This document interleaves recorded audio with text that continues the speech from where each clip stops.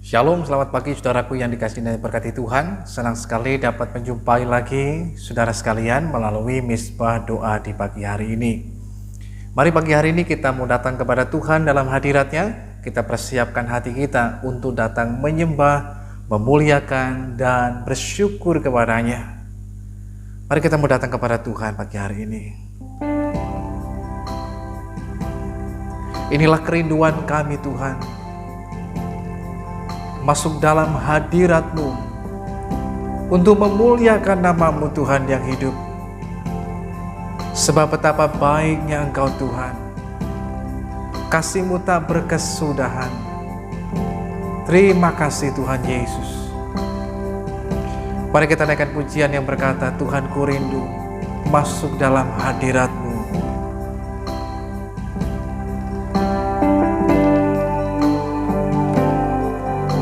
Tuhanku rindu masuk dalam hadirat-Mu. Jiwaku menanti, bawaku mendekat kepadamu dalam kemuliaan yang kudus. Tuhan ku rindu, Tuhan ku rindu masuk dalam hadirat-Mu. Jiwaku menanti, bawaku mendekat kepadamu dalam kemuliaan yang kudus. Ku nanti Engkau Allah kuasa dalam kemuliaan yang kudus. Ku sembah Engkau Allah kuasa dalam kemuliaan yang kudus. Sekali lagi dengan segenap hati kita katakan, Tuhan ku rindu, Tuhan ku rindu masuk dalam hadirat-Mu. Jiwaku menanti, bawaku mendekat kepadamu dalam kemuliaan yang kudus. Ku nanti Engkau Allah kuasa dalam kemuliaan yang kudus. Ku sembah Engkau Allah kuasa dalam kemuliaan yang kudus. Ku nanti Engkau, ku nanti Engkau Allah kuasa dalam kemuliaan yang kudus. Dan ku sembah Engkau Allah kuasa dalam kemuliaan yang kudus. Ku nanti Engkau, ku nanti Engkau Allah kuasa dalam kemuliaan yang kudus. Dan ku sembah Engkau Allah kuasa dalam kemuliaan yang kudus. dalam kemuliaan yang kudus, dalam kemuliaan yang kudus, dalam kemuliaan yang kudus. Haleluya, kami sembah Engkau Tuhan, kami datang memuji-Mu,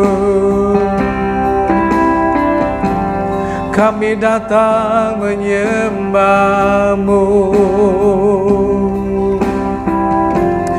dan bersyukur atas kebaikan-Mu Tuhan. Sebab Engkau Tuhan yang baik, Engkau Tuhan yang sangat baik. Kasih setia-Mu kekal selamanya. Haleluya, Hosana. Mari tinggikan namanya, mari agungkan Tuhan, mari sembah Dia. Angkat suaramu, muliakan namanya. Angkat hatimu, bersyukur kepadanya. Sebab Dia Allah yang hidup, sebab Dia Tuhan yang ajaib. Oh, rapatakanalamu, sikinara lama-lama takanalamu, inara patakanalama-lama yanalama yase, kinara patakanalama se. Oh, dan segenap hatiku memuji, bermazmur bagimu, Tuhan kekuatanku, Tuhan keselamatanku. Ku percaya, kami bersyukur, kami berserah memuji nama-Mu. Haleluya, jiwaku merindukan-Mu, menantikan-Mu Tuhan. Kiara patakan lama-lama, sikinara patakan lama-lama se. Jiwaku menantikan-Mu Tuhan, seperti rusa yang merindukan air, demikianlah jiwaku merindukan-Mu, menantikan-Mu Tuhan.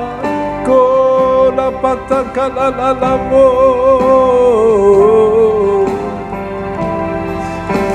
sikinara patanayana, sikinere dapatkan-Mu.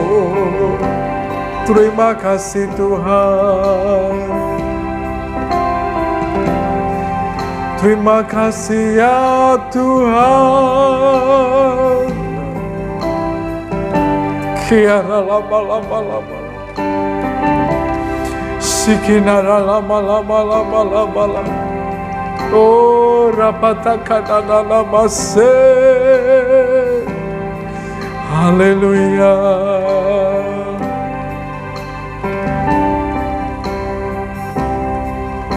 Haleluya, terima kasih Tuhan.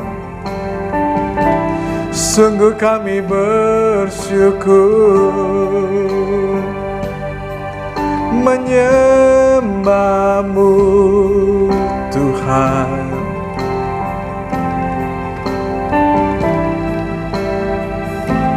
Haleluya.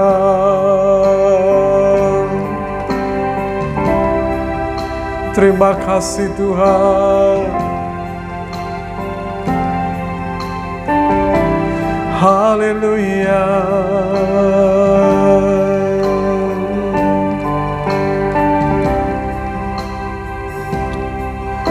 Terima kasih Tuhan Yesus, terima kasih Tuhan. Biar hadirat-Mu Tuhan memenuhi setiap kami Tuhan. Terima kasih Tuhan, terima kasih Tuhan. Haleluya. Ku bersyukur padamu Tuhan. Haleluya, terima kasih Tuhan. Sekalipun mungkin musim akan berubah, sekalipun mungkin situasi dan keadaan bisa berubah, namun kasih Tuhan tetap abadi. Terima kasih untuk kebaikan-Mu Tuhan. Engkaulah penolong kami, Engkaulah keselamatan kami. Terima kasih Tuhan Yesus.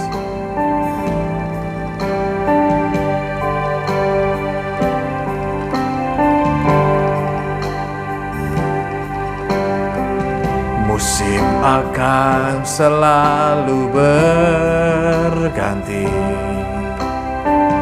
kasih Tuhan tetap abadi, tak akan berubah sampai selamanya. Ku tetap percaya,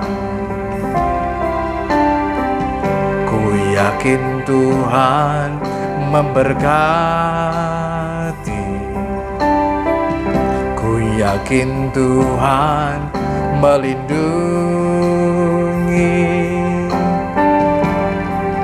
Burung di udara Tuhan pelihara, karena kasih-Nya. Tuhan selalu menolongku, selalu menjagaku. Sehelai di rambutku tak akan terjatuh tanpa seizin-Mu. Tuhan selalu menolongku, selalu menjagaku.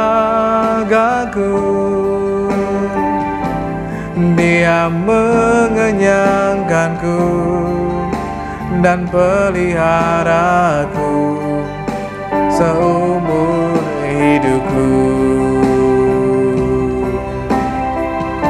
Musim akan selalu berganti, kasih Tuhan tetap abadi, tak akan berubah sampai selamanya. Ku tetap percaya, ku yakin Tuhan memberkati, ku yakin Tuhan melindungi.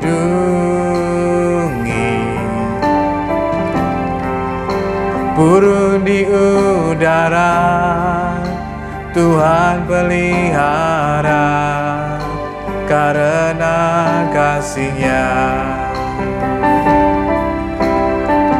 Tuhan selalu menolongku, selalu menjagaku. Selai di rambutku tak akan terjatuh tanpa seizin-Mu. Tuhan selalu menolongku, selalu menjagaku. Dia mengenyangkanku dan peliharaku seumur hidupku. Tuhan selalu menolongku, Tuhan selalu menolongku, selalu menjagaku. Sehelai di rambutku tak akan terjatuh tanpa seizinmu. Tuhan selalu menolongku, selalu menjagaku. Dia mengenyangkanku dan peliharaku seumur hidupku. Dia mengenyangkanku, Dia mengenyangkanku dan peliharaku seumur hidupku.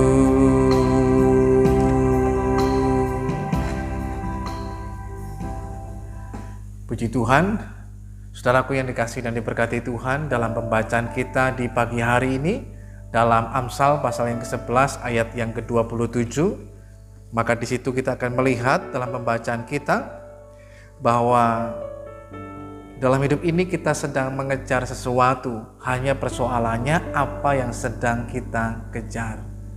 Ada orang yang sedang mengejar hidupnya supaya bisa berbahagia, mengejar keberhasilan dan lain segala macam. Semua itu tentu saja hal yang baik. Namun kalau kita mengejar itu semuanya dan kemudian mengesampingkan caranya, maka itu menjadi sebuah hal yang berubah menjadi sesuatu hal yang sangat tidak baik.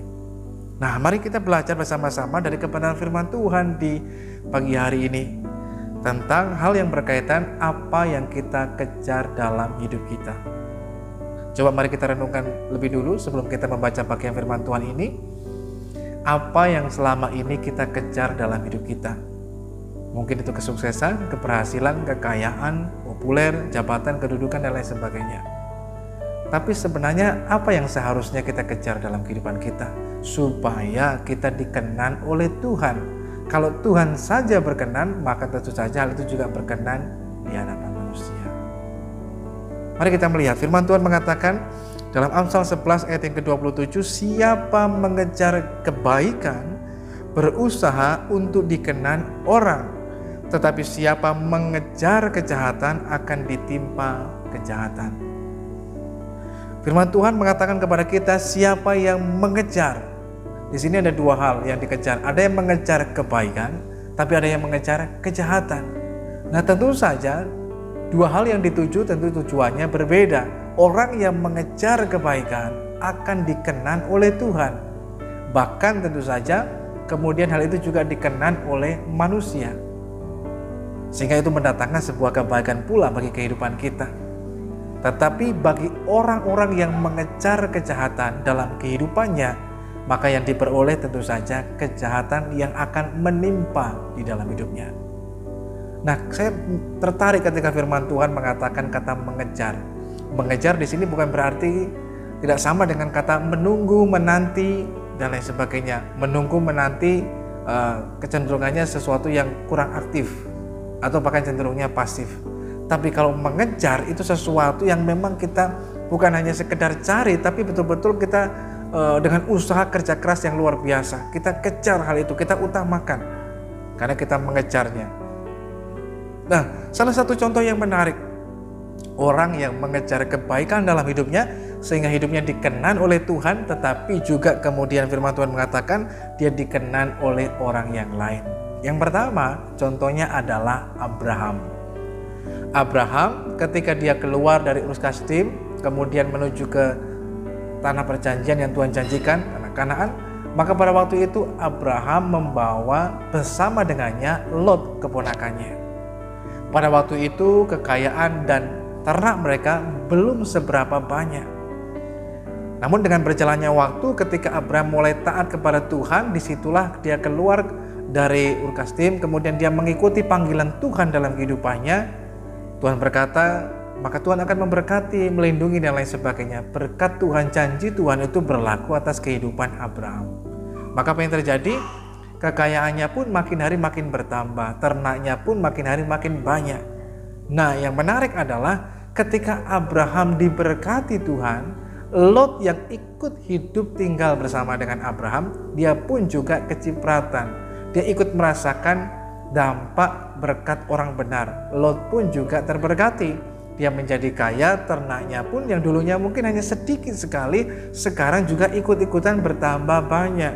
Hanya persoalannya di tempat mereka tinggal, wilayahnya tidak bertambah banyak. Nah, kemudian terjadilah perselisihan, pertengkaran antara gembala Abraham dan gembala Lot.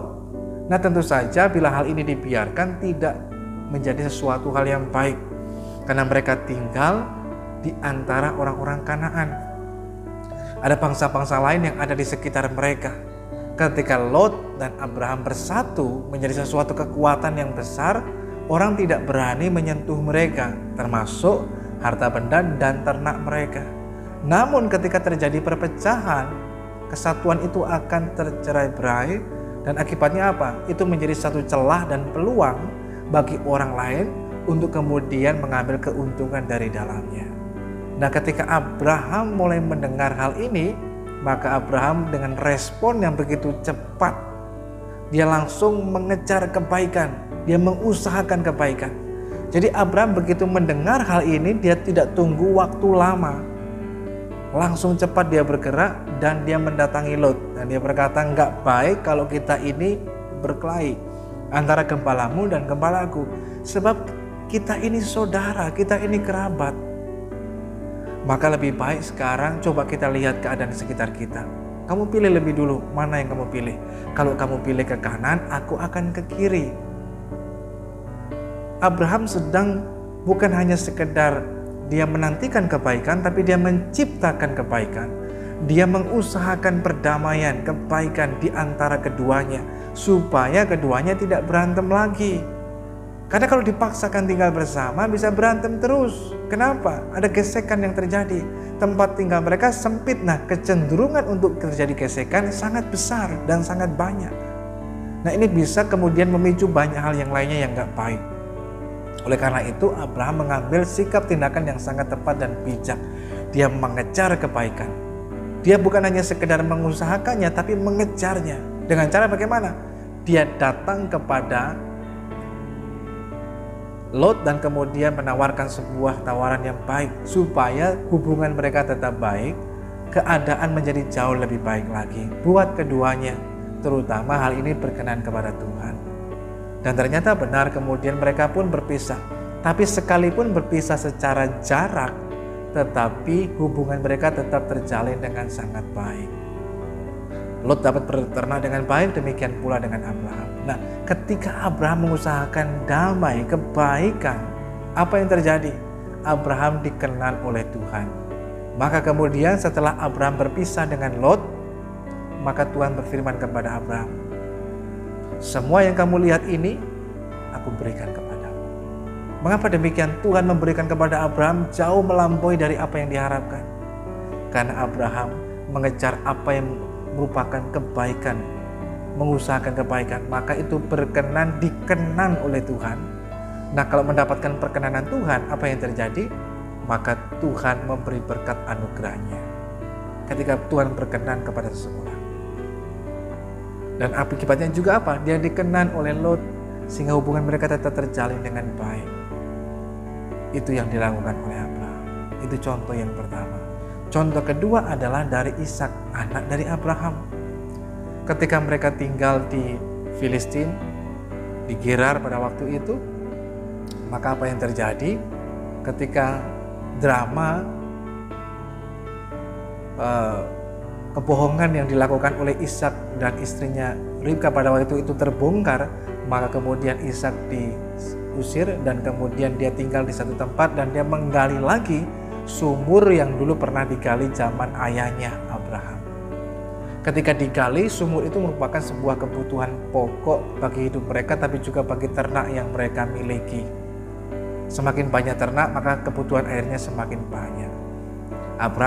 Maka Ishak pada waktu itu menggali lagi dan dapat air yang berbual-bual, airnya cukup banyak. Apa yang terjadi? Datang orang-orang di tempat itu dan mengambil alih apa yang baru saja mereka dapatkan. Tapi Ishak nggak mau bertengkar. Dia tamai tempat itu gesek. Dia gali lagi, dia pindah lagi ke tempat yang lain. Dia tidak mau kemudian dia bersikeras, ini hak saya, ini punya saya yang gali, ini zaman punyanya orang tua saya dan lain sebagainya. Ishak bisa saja sudah merupakan juga hak dari Ishak sebenarnya. Tapi Ishak mau mengusahakan mengejar kebaikan. Ini yang utama dalam hidupnya. Lalu dia berpindah dan menggali lagi. Dia dapat lagi mata air. Sumur yang dulu pernah digali oleh Abraham dan ditutup oleh orang, digali lagi, dapat lagi. Nah, orang datang lagi, bertengkar lagi. Nah, Ishak nggak mau bertengkar, nggak mau terus bersih tegang seperti itu. Dia mau mengusahakan mengejar kebaikan. Lalu apa yang terjadi? Ishak tinggalkan itu dan dia namakan itu Sitnah. Kemudian dia berpindah lagi dan dia menggali lagi. Tapi di sumur yang sekarang ini tidak ada perkelahian. Ishak kemudian mendapatkan kelonggaran, Rehobot, air yang berbual-bual. Disitulah dia dapat berkembang dengan baik. Bahkan Tuhan menambahkan sesuatu yang luar biasa. Ketika yang dilakukan itu dikenan oleh Tuhan, Tuhan memberikan kepadanya bukan hanya sekedar Rehobot, tapi juga Beersheba, tempat yang begitu punya banyak mata air, tapi juga ada pohon kurma dan lain sebagainya. Sesuatu yang istimewa Tuhan berikan. Ketika seseorang itu berkenan kepada Tuhan, Tuhan memberkati dengan lebih dahsyat lagi. Nah, oleh karena itu, yang pertama dalam kehidupan kita, mari kita mengejar apa yang benar dan dikenan oleh Tuhan. Jangan kita mengejar apa yang menurut kita benar, sesuai dengan keinginan kita, apa yang berkenan kepada diri kita sendiri, atau yang supaya dilihat orang, dikenan orang baik. Tidak, tapi yang kita kejar yang utama adalah kebaikan, sesuatu yang disukai oleh Allah. Mengejar untuk menyenangkan hati Tuhan, itu yang paling penting. Bukan kesenangan kita dulu, tapi kesenangan Tuhan yang diutamakan. Maka kita dalam kehidupan kita, kalau Tuhan menjadi prioritas utama dalam hidup ini, supaya hidup ini berkenan dan dikenan oleh Tuhan, maka kejarlah apa yang baik. Gak dapat dipungkiri dalam kehidupan kita, terkadang ketika kita menjalani hidup bermasyarakat, berjemaat, ataupun sedang menjalankan usaha, terkadang ada saja yang namanya gesekan dengan orang lain. Dan itu bisa terjadi entah karena kesengajaan atau tanpa unsur kesengajaan. Namun bagian kitalah yang kemudian sebagai anak Tuhan, kita harus mengejar yang namanya kebaikan. Jangan kejar yang jahat. Ketika terjadi gesekan, wah kita mau balas sesuatu yang jahat, nggak boleh. Tapi kejarlah kebaikan. Supaya apa? Supaya kita ini dikenan oleh Tuhan. Nah, kalau Tuhan berkenan, kita akan didamaikan dengan orang yang berseteru dengan kita. Bila Tuhan berkenan, maka kita akan didamaikan. Musuh pun akan didamaikan dengan kita. Hal yang luar biasa. Bagaimana ini bisa terjadi kalau kita kejar kebaikan? Maka dalam kehidupan kita mesti usahakan itu kebaikan. Jangan kita pasif nunggu, oh biar dia dulu yang menyelesaikan, dia kok yang salah, saya kok yang benar. Bukan demikian. Tapi kita sebagai anak Tuhan, kita sadar panggilan kehidupan kita, yang kita utamakan bukan kepentingan kita, tapi kepentingan Tuhan yang utama. Maka dengan jalan demikian kita akan mengejar kebaikan untuk mau berdamai, menyatakan kebaikan lebih dulu kepada orang lain. Sehingga dengan cara demikian, sungguh-sungguh kehidupan kita bisa menjadi berkat. Seperti suatu cerita yang menarik, ada seorang petani di sebuah desa kecil yang memiliki tetangga seorang pemburu. Dalam kehidupan mereka bersama seringkali terjadi perselisihan atau gesekan. Mengapa demikian? Sang petani memelihara domba, sedangkan si pemburu memelihara banyak sekali anjing untuk dibawa berburu. Hanya persoalannya, sang pemburu tidak mengikat atau mengkandangkan anjingnya dan tidak membuat pagar antara tetangga satu dengan yang lainnya. Akibatnya apa? Anjing-anjingnya sering datang ke rumah dari tetangganya si petani itu dan mengganggu domba-dombanya. Akibatnya domba-domba si petani seringkali terluka parah akibat gangguan dari anjing-anjing tersebut. Lalu kemudian sang petani menegur, 1 kali ditegur, 2 kali ditegur, 3 kali diingatkan dan seterusnya. Tapi apa yang terjadi? Bukannya didengar itu peringatan, tapi justru semakin dibiarkan, nggak dihiraukan. Akibatnya kesabaran sang petani pun menjadi habis. Maka dengan marah, dengan geram, dia mengambil keputusan, saya akan melaporkan di pengadilan supaya hakim memberikan hukuman kepada tetangga saya ini. Saya sudah kesel banget ini. Diperingatkan berkali-kali nggak didengarkan, nggak didengerin. Lalu kemudian dia datang kepada hakim di pengadilan, menceritakan persoalannya. Maka pada waktu itu hakim memberikan 2 pilihan kepadanya.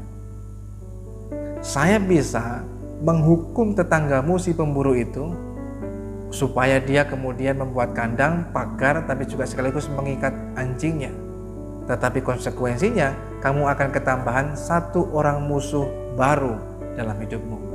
Atau pilihan yang kedua, kamu punya 1 teman yang baru, yaitu tetanggamu. Mana yang kamu pilih?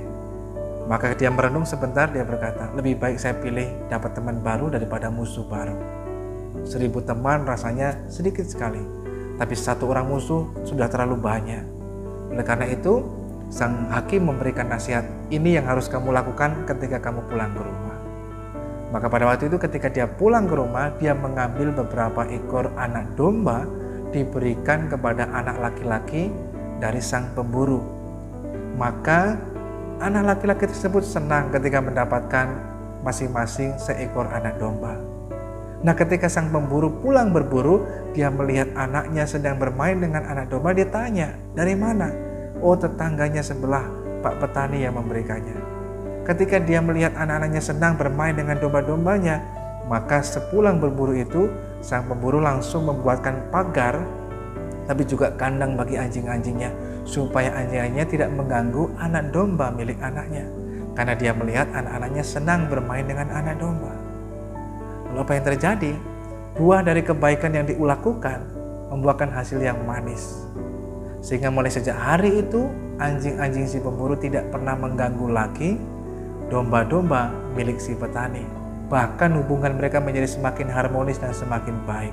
Yang tadinya berseteru, bersitegang, bermusuhan, tapi hari itu menjadi baik.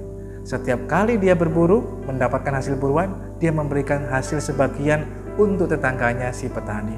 Demikian pula sang petani yang mendapatkan hasil dari panenannya, dia berikan sebagian untuk tetangganya si pemburu. Mereka menjadi tetangga yang harmonis dan baik. Sudah bayangkan, kalau kita mengejar kebaikan, itu dikenan oleh Tuhan. Nah, kalau Tuhan berkenan, musuh pun akan didamaikan dengan kita. Wah, berkatnya istimewa, banyak banget. Hidup kita tenang. Coba saudara perhatikan, kalau kita mengejar yang jahat, hidup kita itu nggak tenang. Mau berusaha pun nggak tenang, bekerja pun nggak tenang. Kalau kita mengejar apa yang jahat, tapi kejarlah apa yang baik.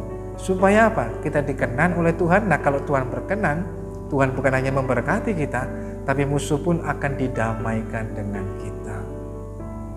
Nah, bagi orang-orang yang mengejar kejahatan dalam hidupnya, mungkin saudara bertanya, kok ada ya orang yang mengejar kejahatan? Ya tentu saja ada. Itu semua tergantung dari tujuan hidupnya. Orang biasanya akan menetapkan dulu tujuan hidupnya. Oh, tujuan hidup saya supaya saya bahagia, supaya hidup saya sejahtera, supaya saya kaya, supaya saya berhasil. Nah, kalau orang sudah menetapkan demikian, seringkali orang kemudian mengejarnya. Nah, kalau mengejarnya menjadi lupa dengan caranya. Karena terobsesi dengan tujuannya, cepat kaya, berhasil, bahagia, dan lain sebagainya. Sehingga dia mengejarnya dan melupakan caranya. Apakah ini dengan jalan yang benar atau tidak? Sehingga kemudian dia mengejar kejahatan. Menghalalkan segala macam cara, jalan pintas. Mungkin dia sikut kanan, sikut kiri, melawan aturan, kemudian mungkin dengan korupsi, dengan kolusi, nepotisme, dan lain segala macam. Hal yang bisa saja terjadi. Namun bagi orang-orang yang mengejar kejahatan, dia tidak sadar bahwa kejahatan sedang mendatangi hidupnya. Gak mungkin dia dapatkan kebaikan, tapi pasti kejahatan. Orang yang mengusahakan yang baik, dia akan memperoleh perkenanan Tuhan, dan Tuhan akan menyatakan kebaikannya bagi kita. Tapi bagi orang yang mengejar kejahatan, dia akan memperoleh Oleh karena itu, mari kita belajar hari ini supaya hidup kita dikenan oleh Tuhan. Nah, kalau Tuhan berkenan, Tuhan menyatakan anugerah dan berkat-Nya. Kita mengalami kelegaan, kelonggaran, kita bisa bertumbuh, berbuah maksimal dalam Tuhan dan menjadi berkat buat banyak orang. Bahkan orang yang mungkin bersitegang, berseteru dengan kita pun akan didamaikan oleh Tuhan. Hal yang indah dan luar biasa. Oleh karena itu, mari kita belajar kerjakan ini dalam hidup kita.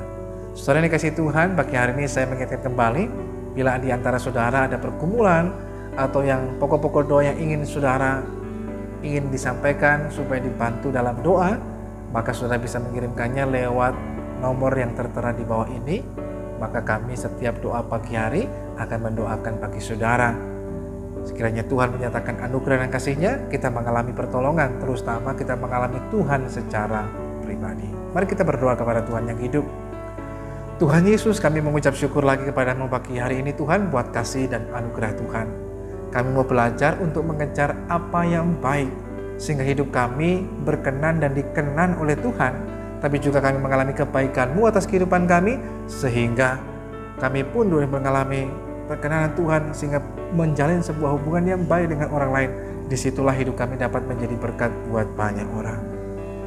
Kiranya Roh Kudus-Mu terus menolong kami untuk kami dapat menghidupi firman-Mu dalam kehidupan kami sehari-hari. Terima kasih Tuhan yang baik. Pagi hari ini kami berdoa buat setiap kami yang mengikuti doa pagi, biar kiranya berkat anugerah-Mu ada atas setiap kami. Kami mengalami kebaikan-Mu di dalam kehidupan kami, kesehatan kami, keluarga kami, usaha pekerjaan kami, bahkan pendidikan anak-anak kami dan lain sebagainya. Anugerah Tuhan berlimpah atas kehidupan kami semuanya. Hamba berdoa pagi hari ini kalau di antara kami ada yang mengalami sakit penyakit, kelemahan tubuh, dalam nama Tuhan Yesus, kiranya oleh bilur-bilur Tuhan, Tuhan menyatakan kuasa-Mu, kasih-Mu atas setiap kami. Kami mengalami pertolongan daripada Tuhan, bahkan kesembuhan dan pemulihan dari Tuhan. Demikian pula di antara kami mengalami masalah, pergumulan dalam hidup. Mungkin itu masalah dalam usaha pekerjaan, mungkin itu masalah dalam rumah tangga, dalam hal yang lainnya. Kami berserah penuh kepada Tuhan.